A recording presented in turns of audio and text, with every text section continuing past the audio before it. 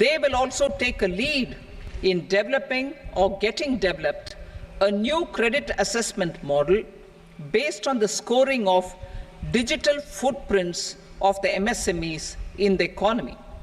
This is expected to be a significant improvement over the traditional assessment of credit eligibility based only on asset or turnover criteria. That will also cover MSMEs without a formal accounting system. Credit support to MSMEs during stress period. I'm happy to announce a new mechanism for facilitating continuation of bank credit to MSMEs during their stress period while being in special mention account, SMA stage. For reasons beyond their control, MSMEs need credit to continue their business and to avoid getting into the NPA stage. Credit availability will be supported through a guarantee from a government-promoted fund. Mudra loans. The limit of Mudra loans will be enhanced to 20 lakh from the current 10 lakh for those entrepreneurs who have availed and successfully repaid previous loans under the Tarun category. Enhanced scope for mandatory onboarding in TREDS.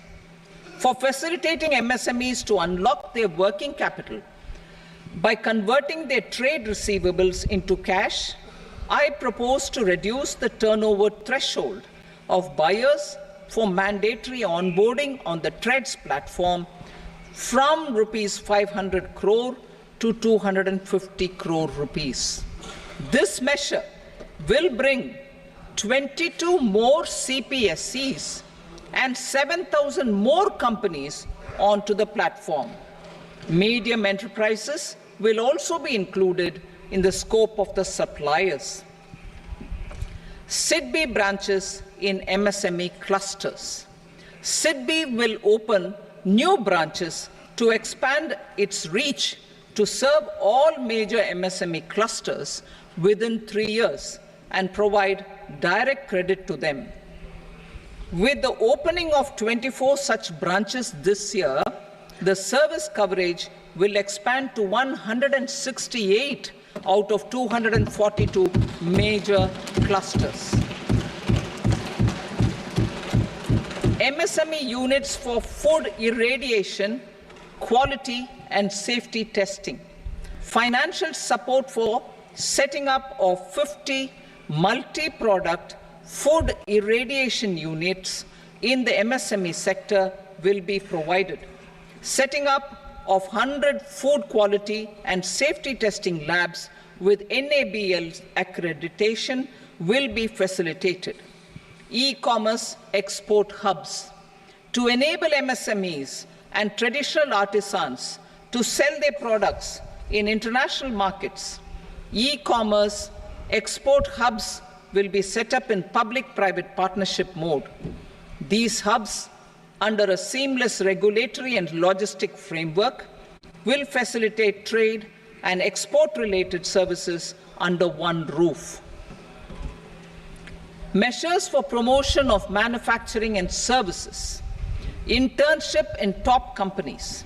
As the fifth scheme under Prime Minister's package, our government will launch a comprehensive scheme for providing internship opportunities in 500 top companies to 1 crore youth in 5 years. They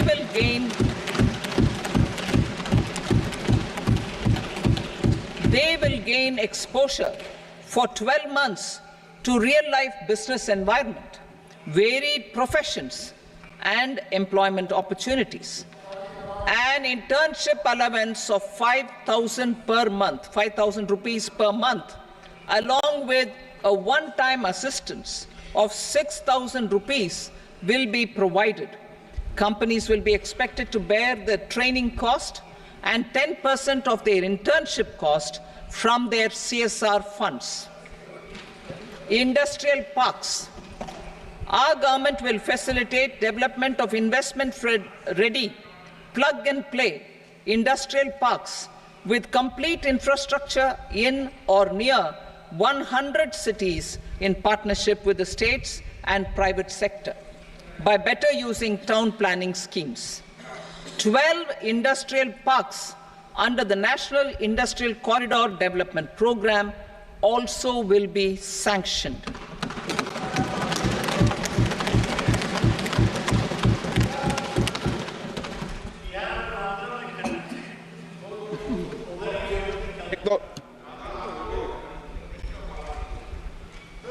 Veggie paper, no. Please, Petty.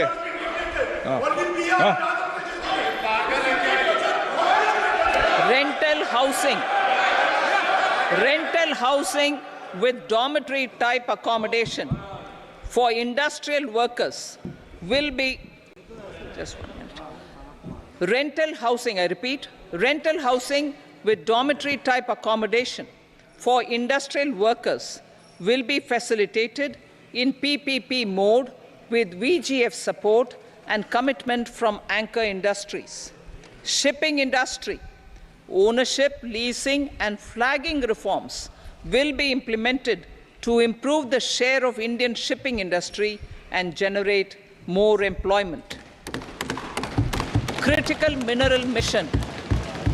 We will set up a critical mineral mission for domestic production, recycling of critical minerals and overseas acquisition of critical mineral assets. Its mandate will include technology development, skilled workforce, extended producer responsibility framework, and a suitable financing mechanism. Offshore mining of minerals. Our government will launch the auction of the first tranche of offshore blocks for mining, building on the exploration already carried out. Digital public infrastructure applications.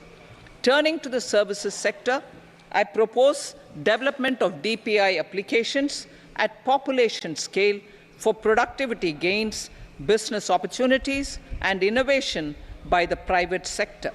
These are planned in the areas of credit, e-commerce, education, health, law and justice, logistics, MSME service delivery, and urban governance.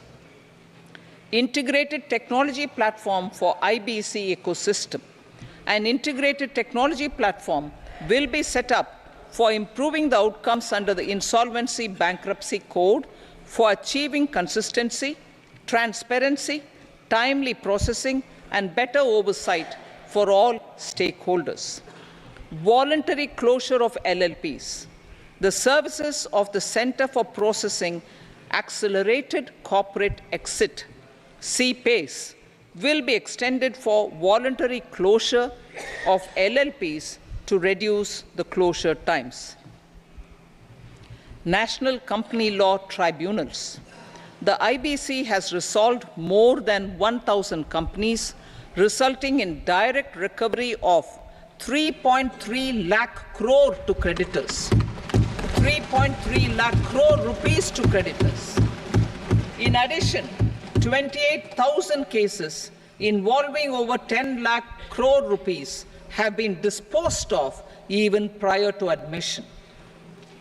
Appropriate changes to the IBC, reforms and strengthening of the tribunal and appellate tribunals will be initiated to speed up insolvency resolution.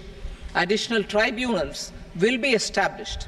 Out of those, some will be notified to decide cases exclusively under the Companies Act. Debt recovery. Steps for reforming and strengthening debt recovery tribunals will be taken. Additional tribunals will be established to speed up recovery. Priority 5, urban development. Cities as growth hubs. Working with states, our government will facilitate development of cities as growth hubs. This will be achieved through economic and transit planning and orderly development of peri-urban areas utilizing town planning schemes. Creative redevelopment of cities.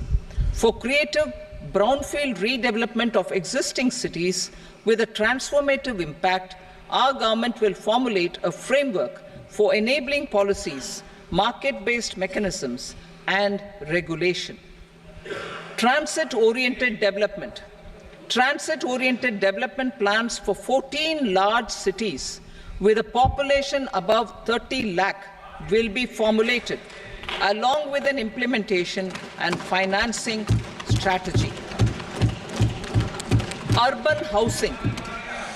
Under the PM Awas Yojana, Urban 2.0, housing needs of 1 crore urban poor and middle-class families will be addressed with an investment of 10 lakh crore rupees.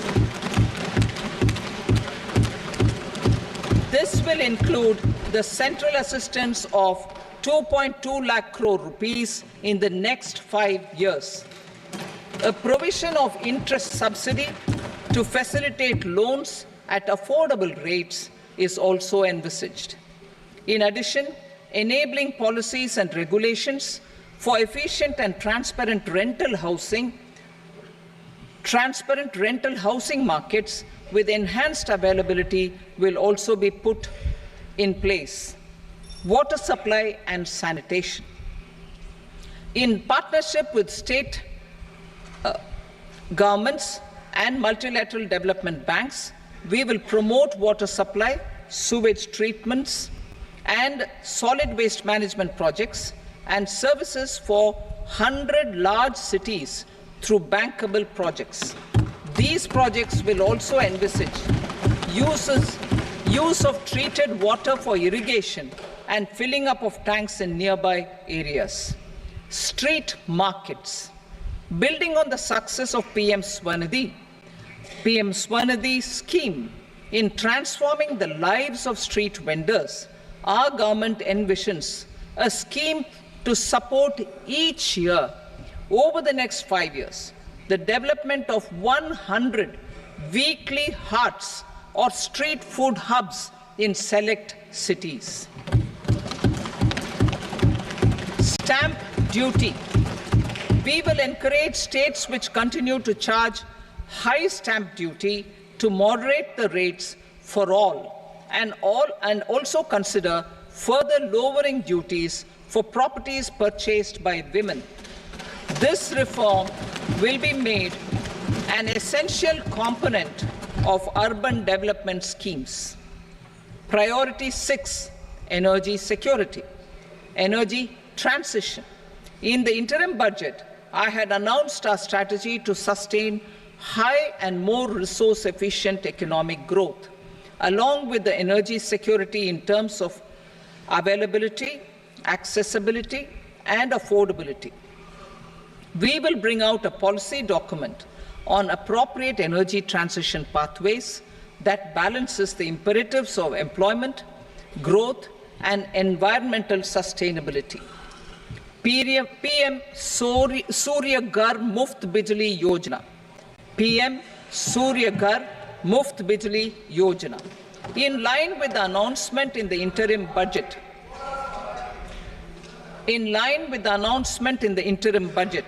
PM Surya Ghar Muft Bijli Yojana has been launched to install rooftop solar plants to enable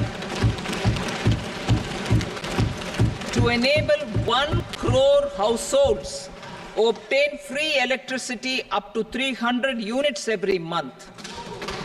The scheme has generated remarkable response with more than 1.28 crore registrations and 14 lakh applications, and we will further encourage it. Pumped storage policy.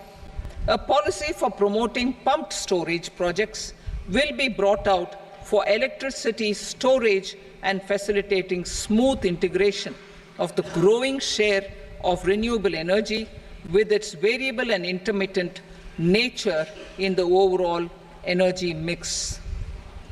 Research and development of small and modular nuclear reactors.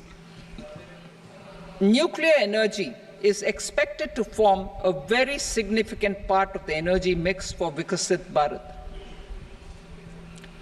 Towards that pursuit, our government will partner with the private sector for 1. Setting up Bharat Small Reactors, 2. Research and development of Bharat Small Modular Reactor, and 3.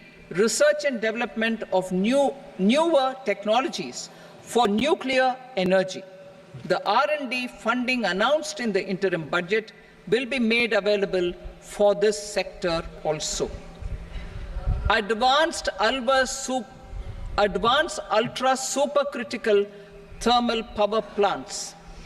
The development of indigenous technology for advanced ultra supercritical thermal power plants with much higher efficiency has been completed. A joint venture between NTPC and BHEL will set up a full-scale 800 megawatt commercial plant using AUSC technology.